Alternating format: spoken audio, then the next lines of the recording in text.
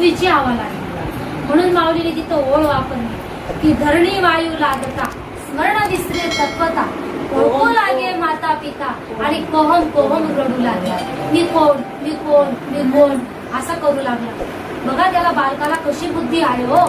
तर त्याला आईचं दूध पिण्याची सुद्धा त्याला बुद्धी आहे. आपण ट्रेनिंग दिली का? त्याला सांगितलं का एवढं लेकरू आणि त्याला बरोबर त्याची आई ओळखू लागते. बघा तुम्ही जसं गाईचं वासरू आहे ना हजारो म्हणजे मशीन मधून सोडा ती बरोबर गाईला लागायला किती त्याला ज्ञान आहे होत आहे. मग आपल्याला सगळं ज्ञान आहे मग देवाचं ज्ञानच का कळत नाही. किती आपलं कर्म असेल आडेल तसं आपलं कर्म आडेल आपल्याला. जसं लॅम्प आहे हा त्याला दिवा चालू आहे आणि लॅम्पाचा काच आहे आणि त्याला काजळी आलेली आणि त्याला बाहेरून पुसून महत्वाचं आहे का हो. बाहेरून तुम्ही निरमा पावडर टाका किती पुसा पण त्याला उपयोग नाही. त्याला काय करावं लागेल लॅम्पाला काजळी त्याची आत आलेली तर आतून पुसावा लागेल. आतून जर स्वच्छ झालं आणि मग ठेवलं तर बघा कसा प्रकाश पडतो. किती लक्क प्रकाश आहे हो. आणि आज रोमारोमातला देव तुमच्या भेटीसाठी रडतोय तो रडतोय. आणि आज आपण बाहेरच चालू आहे. नुसतं जिथे तिथे 1-1 किलोचं टाळ ठोकणं चालू आहे. जिथे तिथे भजनं म्हणतात पण भजनाचा अर्थच कळत नाही. चालीने म्हणतात हो मस्त सुंदर चाल लावून म्हणतात. हा इतके बारी बारी चाल लावून म्हणतात पण परमार्थ चालीचा का रीतीचा. रीतीने राम कृष्ण पंथ प्रमियला ज्ञानदेव जेडे नामेवी न व्यर्थ आणि रामकृष्ण पंथ प्रमियला. ज्ञानदेव सुद्धा म्हणताय भाऊ राजा हे जीवन व्यर्थ आहे नामाशिवाय. ज्ञानदेव म्हणतो माझं जीवन जगणं सुद्धा व्यर्थ आहे म्हणे. ज्ञानदेव जेणे नामेवीनच व्यर्थ आहे म्हणे. आणि रामकृष्ण पंथ प्रमियला गेला. रामकृष्ण ज्या वाटेने गेले त्या वाटेने जर तुम्ही गेले ना तर तुमच्या जवळच देव. अनुभव आल्याशिवाय राहणार नाही. जसा अनुभव कांदा चिरताना तुमच्या डोळ्यात पाणी येतं ना. हो मिरची खाल्ल्याने लगेच तिखट लागते ना. मीठ खाल्ल्याने खारट लगेच लागतंय ना. हाताला चटका लागताना लगेच फोड येतोय ना. जर कोणी आपल्याला रागात बोललं तर आपल्याला लगेच राग येतो ना. तो उशिरा येतो. मग तसा देवाचा अनुभव लगेच यायला नको का. मग ते काय सांगता मुखी नाम हाती मोक्ष ऐसी साक्ष बहुतांची. संतांनी अनुभव घेतला तर देवाचा अनुभव आम्ही घेत आहोत. आणि आम्ही सुद्धा आमच्या सद्गुरू सच्चिदानंद श्रीपाद बाबा रामदास बाबा व माझ्या गुरुवर्य वृषाली आई साहेब मुळे हा अनुभव आम्ही घेत आहोत. आम्ही घेतोय आणि या जगाला अनुभव आले अंगा ते या जगात येत असेल. आणि ज्या ठिकाणी अनुभव सांगितले जात नसेल अनुभव नाही पोटी त्यांच्या ऐकूनही गोष्टी. तुमचा वेळ वाया घालू नका नाही तर काही नाही.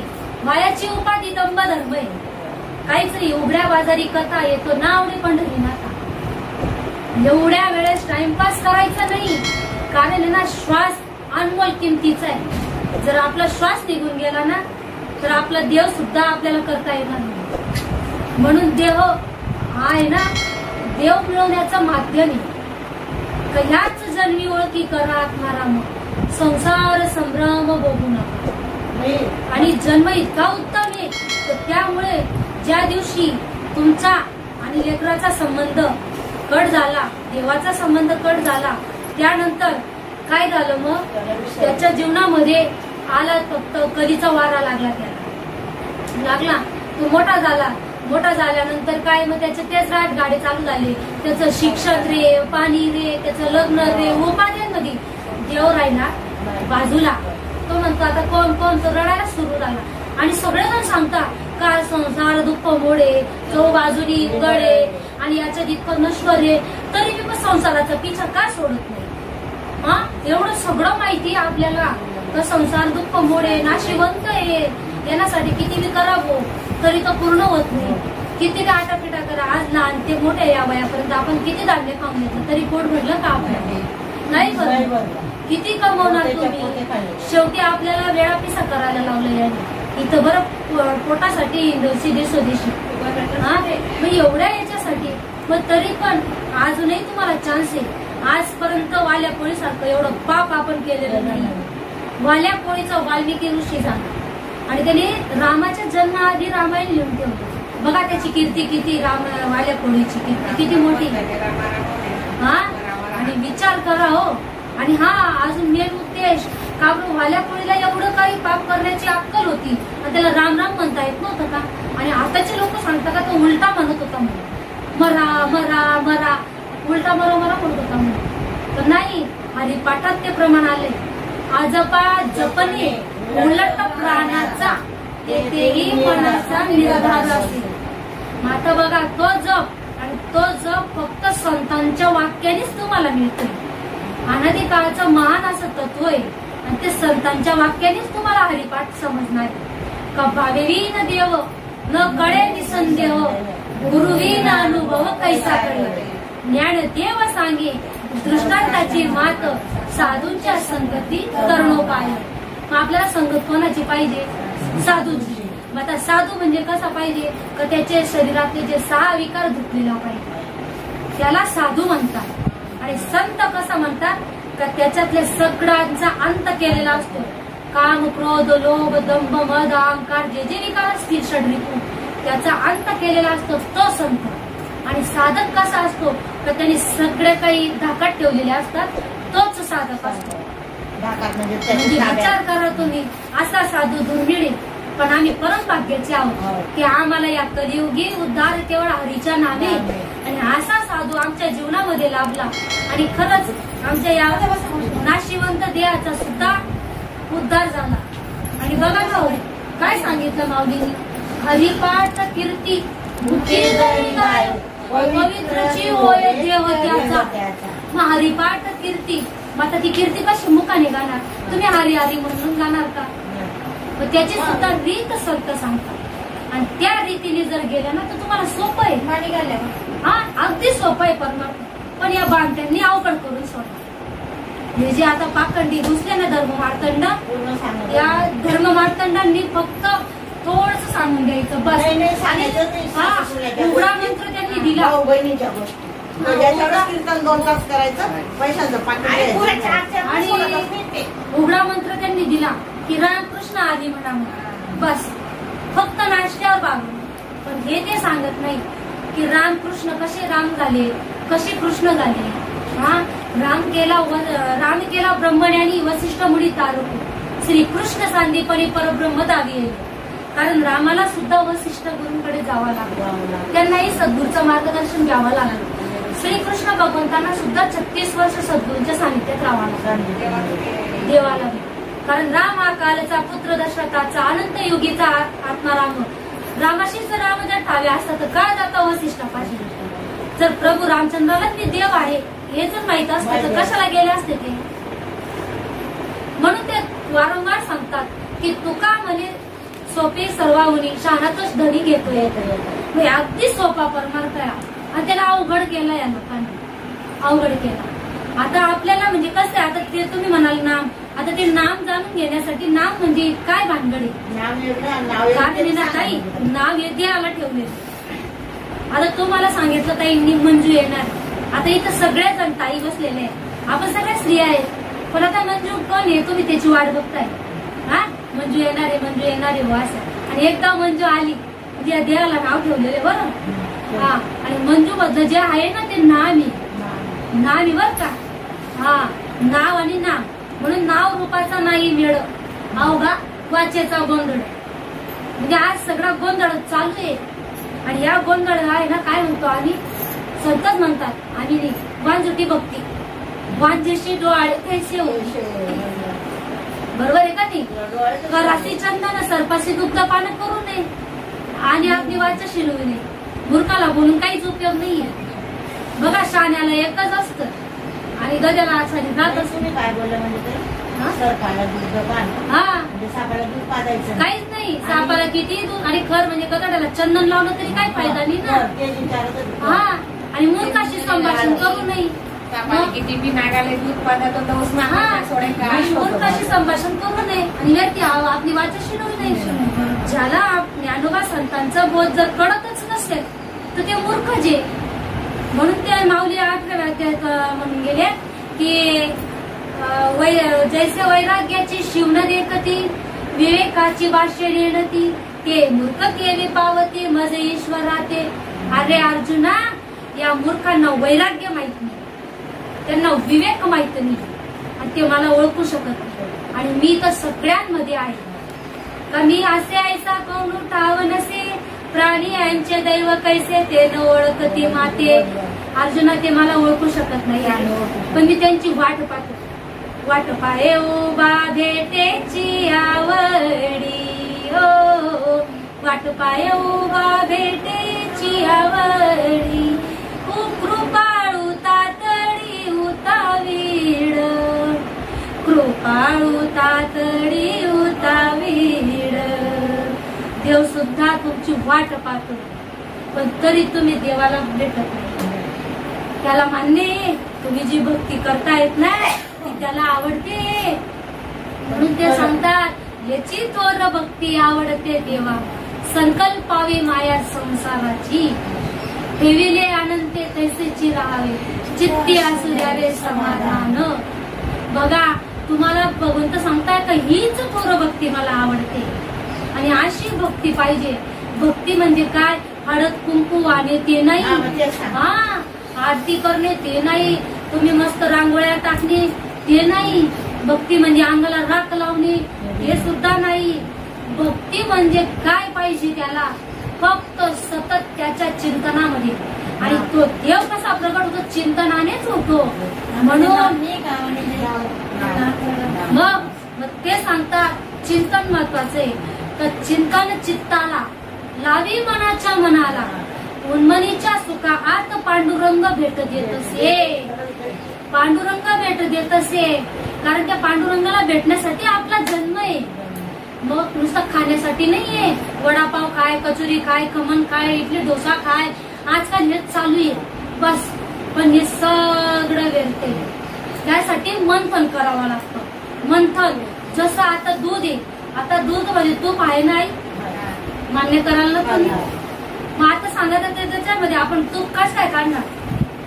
कस काय काढणार? काय करणार तुम्ही? नाही करावं लागेल. प्रक्रिया करावी लागेल ना. प्रक्रिया केल्याशिवाय होईल का? बघा, दूध खराब होऊ शकतं, पण तूप खराब होत.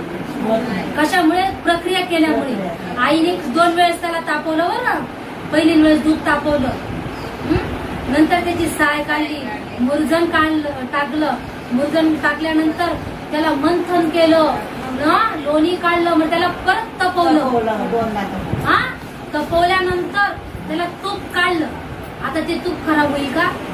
मग तसं जीवनामध्ये आपल्याला तूप व्हायचंय, जीवनात तूप व्हायचंय.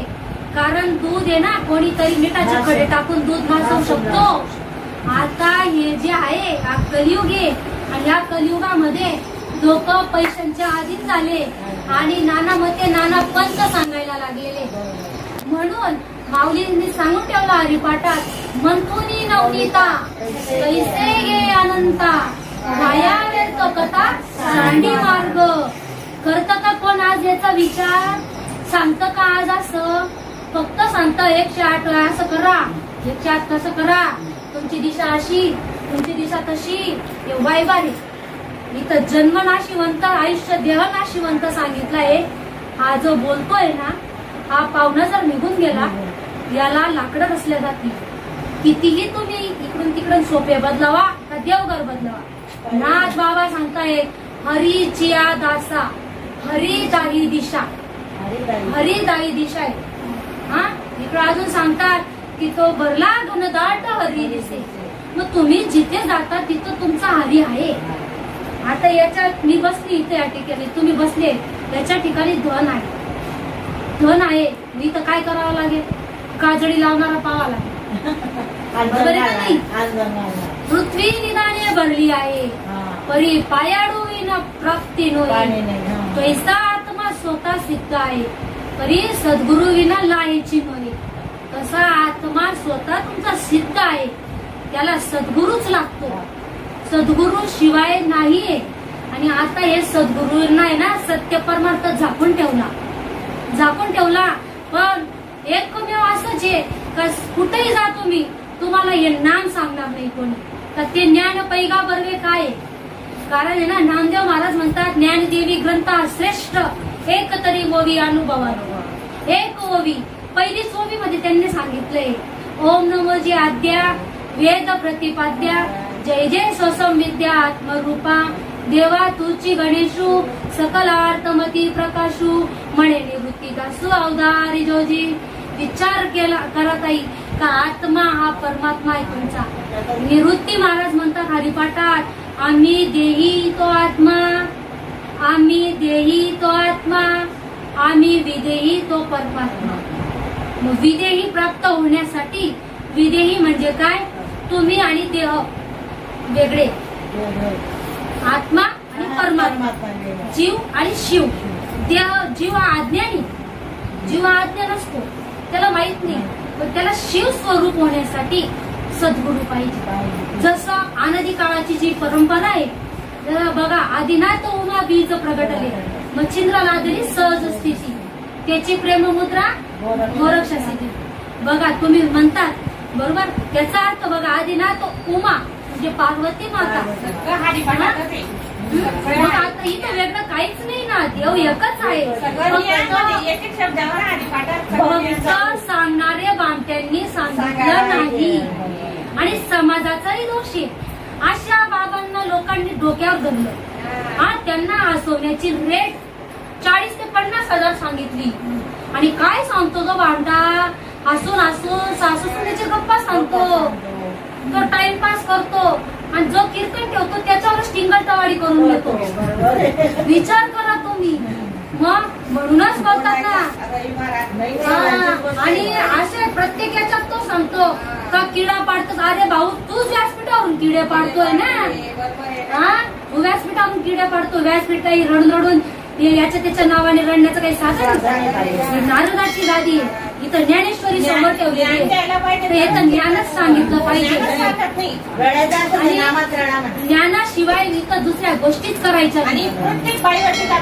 हा, बघा मग विचार करायचं.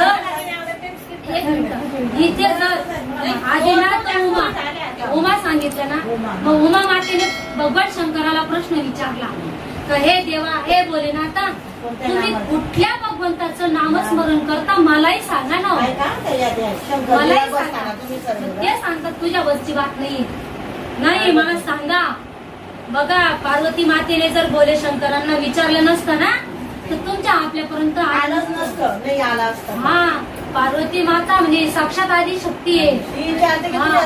सांगितलं त्यावेळेस भगवंत त्यांना सांगितलं का हे इथं कुठंच सांगायचं नसतं, तुला एकांतात मी सांगतो. एकांतात घेऊन गेले आणि एकांतामध्ये ज्ञानेश्वरीमध्ये 18व्या अध्यायात 1752 नंबरची ओळ आहे, त्याच्यामध्ये आलेले. तर ते सांगतात का क्षीर सिंधूच्या परिसरी शक्तीच्या कर्णकुवारी नेणो परी श्री त्रिपुरारी सांगितले जे. बघा, क्षीर सिंधूच्या परिसरी समुद्राच्या किनाऱ्यावर शक्तीच्या कर्णकुवारी, शक्ती म्हणजे पार्वती मातेच्या कर्णकुवारी, ते सांगितले जे. आणि ज्या टाइमाला भगवंत ते ज्ञान सांगत होते, तर ते ज्ञान सांगता सांगता मासाच्या पोटात मच्छिंद्रनाथ ऐकत होते. मग ते ऐकत होते. मग आता बाकीचे भामटे काय सांगतात का पार्वती माता झोपी गेली. विचार करा, नाही पार्वती माता झोपली नव्हती, भावविभोर झालेली होती आणि नामामध्ये तल्लीन झालेली होती, अवस्था येत होती. आणि आज अवस्था हा शब्द कोणालाच माहित नाही. अवस्था म्हणजे आत्मसाक्षात्कार, आत्मसाक्षात्काराची अनुभूती. अनुभव फक्त इथंच येतो. आनंद संप्रदाय म्हणतात त्याला. काय म्हणतात? आनंद संप्रदाय म्हणतात. मग त्या आत्मसाक्षात्काराची अनुभूती आणून द्यायला खरा जोहरी पाहिजे. आणि तो जोहरी आम्हाला देवाच्याच कृपेने सद्गुरू भेटले. हा, आता कीर्तनामध्ये ज्यांना गुरु नाही असे वामटे कीर्तन करताय, असे वामटे कीर्तन करता. आणि काय म्हणतात, मोठमोठ्याने म्हणतात, तुमचा अनुग्रह लादलो पवन झालो चराचरी. हो बाबा, अनुग्रह काय सांग आणि प्रबोध काय सांग. एक बांटा मला म्हणे ताई प्रबोध म्हणे काय म्हणे. अरे भाऊ करुणी प्रबोध संत पार उतरती हा तो प्रबोध आहे. मग काय म्हणून यांना जर नाही समजत तरी ते नारदाच्या गादीवर उभे राहतात. हा ज्या मुलांना म्हणजे बघा जसं कुवाऱ्या मुलीला संसाराचा अनुभव नाही तसं ज्या मुलांना लग्नाचा अनुभव नाही एवढ्या लेकरांना कीर्तन करायला उभे करून देतात. कशासाठी? पैशांसाठी. हा हे पैशांसाठी. विचार करा. मग आपल्याला मूळ याच्यावर येऊ. आता पार्वती मातेने जर विचारलं आणि ते नाव आपल्यापर्यंत आलं तर ते मच्छिंद्रनाथांनी ऐकलं तर त्यांना विनियोग झाला नाही तर काय सांगितलं भगवंतांनी तुला याचा विनियोग करावा लागेल. 12 वर्षापर्यंत नंतर त्यांनी अजून दीक्षा घेतली. दीक्षा घेतल्यानंतर तेव्हा त्यांना हे प्राप्त झालं. हे सोपं नाहीये. हे गुह्य नाम आहे. ज्ञानेश्वर महाराजांच्या आरतीले प्रकट गुह्य बोले. अजून सांगितलं 12 वर्ष केल्यानंतर परत 12 वर्षानंतर या मग प्रकट गुह्य बोले विश्व ब्रह्माची केली राम जनार्दनी पायी मस्तक ठेवी. मग हे नाम आहे ना गुह्य आहे पण ते प्रगट आहे. हे सद्गुरूच्या नावाने घ्यावा ना. हा इकडे सांगतात तुकाराम महाराज की हाकारुनी सांगे तुका नाम घेता राहू नका. नाम घेता असं वाया गेला कोणी ऐकला का? नाम घेताना कोणी वाया गेला का? मग आजकाल काय चालू आहे फक्त जीवाचा भाव चालू आहे. काय सांगतात ते पण शिवाचा भाव सांगतच नाहीये कोणी. त्यांना टाइम नाही. टाइम फक्त आमच्या सारख्या लेकरांना दिलेला आहे. हा आमच्या सारख्यांना सांगितलंय का आले ते बागा तुझेच नाम उच्चारितो बस. आमच्या जवळ जे आले आम्ही देऊ. माझ्या साधूने जो सांगितलाय जसाचा तसा निरोप आम्हाला सांगायचा आहे. आम्ही फक्त पोस्टमन आहोत. आम्ही दवंडी फिरवतोय. ज्याच्या नावाची चिठ्ठी आली तिथे जातो आणि तिथं सांगतो आमच्या सद्गुरूचा निरोप जसाचा तसा सांगतो. त्याच्यात 1 रुपयाची तीळ मात्र जर भेसळ जर झाली तर घोर नरकाचं पाप लागणार. त्याच्या वाचून भक्ती सांगायचीच नाहीये आम्हाला. ही पाखंड भक्ती नाही सांगायची. बघा हरिपाठातलंच आहे रामकृष्ण वाचा भाव हा जीवाचा आत्मा तो शिवाचा राम तो शिवाचा. मग शिव सुद्धा त्या नामाचा जप करताय. मग तुम्ही आपण करायला नको का तो नामाचा जप? तोच नामाचा जप चालू सांगा बरं. ओम नमस्तुभ्याम. बघा हे जे आहे हे फक्त तुमच्या आहेत ना काही पुण्याला जमा होणार आहे. जर शिवाने जो जप केला तो जप करा पाहिजे. मग शिवाने कोणता जप केला? अहो इथं आलेली होती कथा प्रदीप बाबाची. मला प्रदीप बाबाशी काही माझा वैर नाहीये. काहीच संबंध नाही माझा. फक्त मी एक बोलली त्या लेख मध्ये टाकला कारण येतो हिताचा कळवळा म्हणून जीव तुटतो तिळतिळा. आज एवढी जनता तुमच्या समोर बसली हो बाबा. लाखो रुपयाचं उधळण करता एवढे. हा मग तरी तुम्ही त्या जगाला सत्यज्ञान सांगावं का नको सांगावं? हा माऊली सांगतात की बुडती येत जण न देखुली डोळा म्हणून येत असे कळवळा. मग साधू संतांना कळवळा येतो का हो घ्या रे या रे. हा रस आम्ही वाटतोय तर नका उराण बरी. हा सगळ्यांनी आज सेवन करायला पाहिजे साधू संतांचा. म्हणून आहे ना या साधू संतांचा जो रस आहे ब्रह्मरसाचा काढा तो रसाचा काढा घेण्यासाठी संत अवताराला येत आहे. बघा ना ताई ज्या टायमाला म्हणजे ब्रह्मदेव होता ना ब्रह्मदेव एकटे होते. हा त्या ब्रह्मदेवाला असं वाटत होतं का माझी ओळख कशी होईल. 17व्या अध्यायामध्ये आहे ती ओळख. आता ते सांगतात की पूर्विका विरुत्तमा पै सृष्टीच्या उपक्रमा पूर्विका विरुत्तमा वेळायसा ब्रह्मा एकलाची होता. बघा एकटाच होता या जगामध्ये बर का अख्ख्या विश्वामध्ये. आणि तो आहे ना ईश्वरानं ते ओळखते बर का ना सृष्टी निर्माण करू शकेल. तुरु एकला केला नामी जेनी फक्त नामाने ओळखला. नामाने ओळखला.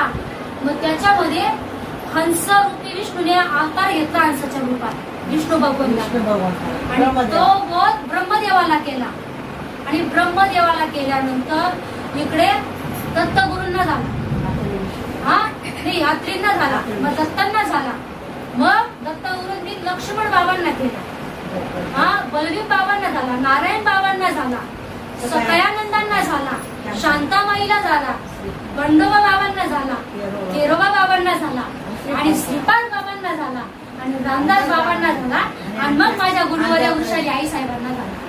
म्हणजे ही जी संतांची मालिका चालत आलेली, जशीच्या तशी ही मालिका आहे. जसं आता आपण इथं म्हणतो मच्छिंद्र तयाचा मुख्य शिष्य, मच्छिंद्राने बोध गोरक्षासी केलं, गोरक्ष वळला गणी प्रसादे निवृत्ती दाता, ज्ञानदेवा सारथ सोज दिले. सांगा तुम्ही किती म्हणजे ही जी परंपरा आहे, ही जी अनादी काळाची परंपरा आहे, ही जी परंपरा साधू संतांच्या मार्फत आमच्या सद्गुरूपर्यंत आहे आणि ती आम्हाला दिली तर किती भाग्याची आहे. आता हे बघा ज्ञानेश्वर महाराजांनी पाठातच सांगताय तर तुम्ही गगनाचा अनुमान लावू शकणार आहे का? किती मोठं आहे गगन, हा? आणि अजून पृथ्वी किती मोठी आहे त्याचं लावू शकणार का? पृथ्वी खाली किती टक्के पाणी असेल? हा, 71% पाणी, 29% पृथ्वी. म्हणजे विचार करा तुम्ही. हा, आणि अजून काही या जगामध्ये हवा कशी त्याचा आहे का? पण ज्ञानेश्वर महाराज काय सांगतात, ज्या वेळेस त्यांच्या जीवनात निवृत्तीनाथ आले, हा सद्गुरू म्हणून आले, त्यांचे मोठे बंधू सद्गुरू म्हणून आले, तर त्या दिवशी त्यांना आनंद झाला. का लोक म्हणायचे का गगन एवढं मोठं आहे, हा पृथ्वी एवढी मोठी आहे, पाणी एवढं मोठं आहे, तर ते सांगायला लागले.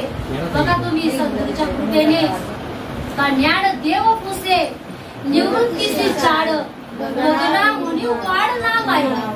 म्हणजे गगनापेक्षा नाम वाढ, हा, आणि ते नामाची एवढी ताकद आहे का ते बघा त्या नामाच्या ताकदमुळे पैठणला रेडा बोलवला, माऊलीने रेडा बोलवला, 4 पायाचा रेडा बोलवला. आणि तोच अनुभव माझ्या ज्ञानोबाचा प्रति अवतार म्हणजे माझे सद्गुरू सच्चिदानंद श्रीपाद बाबा, आणि त्या बाबांनी या 2 पायाच्या रेड्याला बोलायला लागला.